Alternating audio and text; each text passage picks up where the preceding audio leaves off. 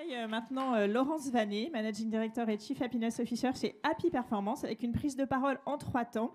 Après la découverte des 9 paradigmes managériaux essentiels pour accompagner au mieux les équipes dans ce contexte en profonde mutation, vous partirez explorer et jouer, en fait. Et après, Laurence nous fera un petit débrief.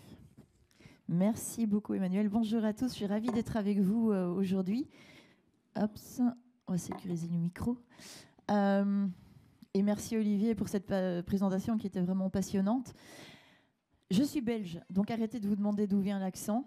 Il vient du Nord, d'accord. Et j'ai grand plaisir, en fait, à venir vous partager un ensemble d'expériences, mais qui ne sont pas belges, pas que belges en tout cas. J'ai créé Happy Performance il y a 10 ans, lorsque j'ai quitté la sécurité sociale belge, qui est devenue un cas d'école en matière d'innovation managériale, puisque dès 2009, en fait, on proposait à nos fonctionnaires d'être assis à un bureau partagé, y compris avec le président. 7 bureaux pour 10 personnes, pas d'horaire, on travaillait quand on avait envie et quand surtout c'était utile pour le citoyen. Et on a eu effectivement énormément d'observatoires qui sont venus pour essayer de comprendre comment on fonctionnait. Avant ces 10 années d'Happy Performance, j'ai 18 ans dans les ressources humaines et à chaque fois que j'arrivais dans une boîte, on annonçait qu'elle se transformait. Donc je me suis demandé si je portais pas la poisse, parce qu'en général c'était plutôt des restructurations. Puis il y a une fois où quand même ça a été de l'hypercroissance et je me suis dit tiens, c'est fou, l'hypercroissance, c'est encore plus compliqué que les restructurations. Et donc je baigne dans les transformations depuis vraiment très longtemps. Et les transformations, elles ne font qu'une chose, c'est s'accélérer, puisque pendant 30 à 40 ans, en fait, depuis le début des années 80, on n'a parlé que d'une chose, c'était d'optimiser. Optimiser les ressources, optimiser le temps, optimiser les stocks, optimiser même les ressources humaines. Et à force d'optimiser, de décrire, de dire ce qui marchait le mieux pour pouvoir justement rencontrer ces fameux KPIs, eh bien, on a oublié que c'était des hommes, des femmes, des gens comme vous et moi qui étaient derrière ces processus. Et donc, cette quête de sens, dans un monde qui est VUCA, volatile, incertain, complexe, ambigu, je ne vous refais pas l'histoire, vous connaissez ça aussi bien que moi, je pense, qui sont en plus accélérés parce qu'on n'a plus toutes les ressources que l'on veut, on est dans ce monde global, donc on déshumanise à outrance, il y a cette révolution de la technologie, de l'information. Donc ce monde VUCA, en fait, Olivier le disait, il nous oblige, en combinaison de cette quête de sens, à réinventer les façons dont on vit et on travaille ensemble. Et aujourd'hui, on est face à 6 grandes transformations du travail globalement. La première des grandes transformations, c'est celle du monde du travail en tant que tel. En fait, depuis à peu près 10, maintenant presque 15 ans, on est confronté à une organisation du travail qu'on n'avait pas encore connue jusque-là. On voit émerger l'économie de plateforme, où effectivement, parfois, il y en a qui gagnent que quelques cents, alors que ça va générer des millions, voire des milliards au niveau de soit des créateurs, soit des actionnaires, des fonds qui investissent derrière. On a pris conscience qu'en fait, la compétence, c'était quelque chose qui pouvait être vendu parfois à la minute, à l'heure, au jour. Et donc, on a une émergence des freelances aujourd'hui dans les organisations. Le CDI n'est plus du tout une finalité en soi. Le CDI aujourd'hui moyen en France vient de passer de 11 ans à 7 ans. Alors qu'il y a encore 10 ans, il était de 25 ans en moyenne.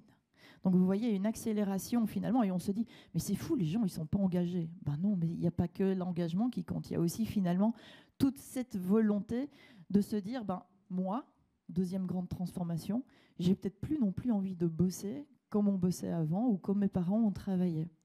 On a entendu parler de la grande démission au moment du Covid. On a ensuite entendu parler du quiet quitting. J'en fais le moins possible, mais pour m'assurer quand même mon salaire sans trop d'encombre à la fin du mois.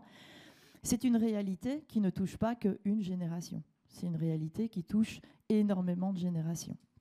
Et donc, cette relation finalement de loyauté que je peux avoir, c'est même plus vis-à-vis de mon employeur, c'est vis-à-vis de ma relation professionnelle.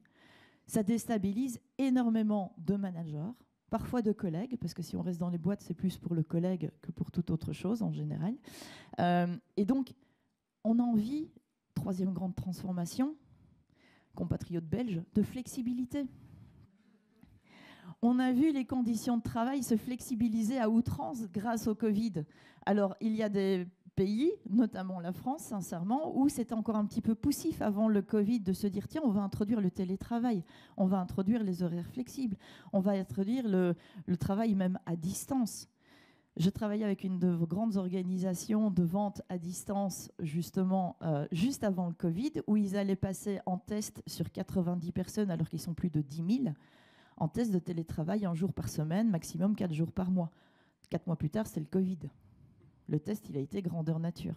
Et donc, on a une flexibilisation du lieu de travail, du temps de travail, du rôle au travail. Je fais mon job, mais je peux aussi m'impliquer sur des projets. Je peux aller en fait me détacher pendant un certain temps. On a une flexibilité des outils de travail. Tu as besoin de combien d'écrans pour pouvoir travailler? Ah, tu préfères un petit ordinateur plus facile à transporter pour pouvoir bosser de chez toi? Et donc, on a aussi cette flexibilité-là qui vient révolutionner finalement la façon dont on va travailler et collaborer ensemble. Puis on a l'évolution des carrières. La carrière managériale aujourd'hui, c'est plus du tout la panacée, hein. Les gens vous disent « Mais t'as vu ce que je gagne en plus par rapport à la somme d'emmerde que je vais me coltiner au quotidien, pardonnez mon vocabulaire. Mais c'est vraiment ça, ça vaut plus le coup. » Et avant, on visait la carrière managériale parce qu'elle était mieux rémunérée. Aujourd'hui, au niveau des ressources humaines, on a compris qu'il y avait 5 carrières. Certes, la carrière managériale, ou la carrière d'expert, ou la carrière de gestion de projet. On ne gère pas une équipe en projet comme on gère une équipe au quotidien. On a aussi la carrière commerciale. Rien à faire. Ces animaux-là, ils n'ont rien à voir avec le reste de l'organisation. On ne les gère pas de la même façon. Je dis toujours, les caisses des animaux sont nos amis, il faut les aimer aussi. C'est eux qui ramènent du business aussi. Et puis, on a la carrière d'innovation. On a vu émerger au milieu des années 2000 les premiers hubs création, innovation dans les organisations. Aujourd'hui, ça devient quelque part une carrière à part entière ou des organisations à part entière, mais qui n'ont rien à voir dans leur structure par rapport à un service support ou par rapport à une business unit, une direction plutôt classique. Et puis, on a aussi la carrière. Harrison Ford, 80 ans, il tourne encore dans un film, il n'a aucune ambition d'arrêter. J'ai vu hier sur Instagram, elle a 11 ans, elle vient de générer 23 millions de chiffre d'affaires de dollars grâce à son compte Instagram. Elle a décidé de prendre sa retraite. Ok, 2 extrêmes. Et comment vous gérez ça aujourd'hui dans les organisations? Ça va aussi déstabiliser nos façons de fonctionner. 5e transformation, on n'a jamais eu autant de générations au travail. Alors avant, on comptait les générations quand on les catégorisait en 20 ans. Aujourd'hui, les Y vont vous dire « mais je ne comprends rien aux Z qui débarquent sur le marché de l'emploi ». Les X vont vous dire « mais qu'est-ce que c'est que ces Y ?» Et en fait, on travaille maintenant sur des générations qui sont quasiment de 5-6 ans. Donc ça devient difficile aussi de pouvoir prêter attention à l'ensemble des attentes et des envies de vivre et travailler ensemble. Et donc, on est obligé d'innover, de créer différemment. Et on a besoin aussi, fatalement, 6e grande transformation, de réinventer ce métier ô combien difficile, mais aussi ô combien valorisant, de manager, d'animateur d'équipe, d'entraîneur. Agathe Monpeilly, à 28 ans, prend la tête de Leroy Merlin, 11 milliards de chiffre d'affaires. Et elle n'est pas la petite fille d'eux, etc. Pourquoi ? Parce qu'on a besoin de repenser différemment le métier. Et que c'est pas, comme disait Einstein, si on réfléchit avec les mêmes personnes qui ont créé les problèmes, c'est pas comme ça qu'on va trouver une solution. Donc fondamentalement, aujourd'hui dans les organisations, c'est un peu compliqué. Mais pour tout le monde. Même pour ceux qui gèrent les transformations, c'est un peu compliqué. Parce que c'est excessivement mouvant. Et donc on peut continuer à se plaindre, à pleurer, le monde est VUCA, mon Dieu, mais quelle catastrophe, ou on peut se dire, en fait, on va développer finalement ce qui est un des grands thèmes de la journée, de la collaboration et de l'agilité. Collaboration, parce que toute seule, je suis incapable d'absorber la somme des changements autour de moi, et de l'agilité, puisque ça ne va pas s'arrêter de sitôt. Pour ça, on va arrêter de se plaindre qu'il n'y a plus de ressources, mais on va plutôt s'intéresser à de l'innovation frugale, essayer de faire un maximum, mais en utilisant uniquement les ressources dont on a besoin. On va aller remettre l'humain au centre des préoccupations, plutôt que de penser global. Et on va non pas absorber la somme des transformations technologiques, d'informations, etc., mais vont plutôt s'interconnecter les uns avec les autres et de en fait créer ces réseaux pour toujours avoir la bonne réponse aux problèmes que l'on se pose. Alors vous allez raconter ça à vos équipes, ils vont vous dire oui, c'est ça. Moi je retourne travailler, j'ai pas que ça à faire. Et puis on va voir l'énorme somme de résistance qui va apparaître. Et une des résistances, elle vient de votre cheville ouvrière dans les organisations, elle vient des managers. Mais il n'y a pas que les managers d'équipe, il y a les managers de projet, et puis il y a toutes les personnes qui finalement contribuent aussi à ces évolutions en permanence. Et donc c'est pour ça qu'on a créé et réussi à identifier sur toute cette somme d'expérience, à force d'être passé dans les transformations, 9 paradigmes que vous allez découvrir ensemble. On va faire de l'expérimentation, comme le proposait Olivier, partir du vécu pour reconstruire le schéma. On va travailler un petit peu différemment de ce qui était annoncé sur le planning. Je ne vais pas vous les présenter avant, je vais vraiment vous laisser les découvrir par le jeu. Ces paradigmes, je vais quand même vous en dire un tout petit peu, quelques mots. Ils sont regroupés en 3 familles. Il y a les paradigmes qui tiennent à vous.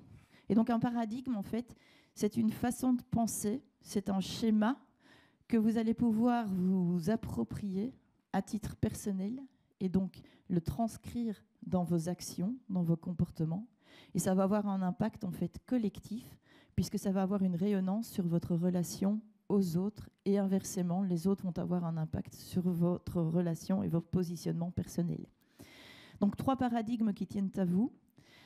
Est-ce que vous êtes plutôt avec une appétence pour le changement ?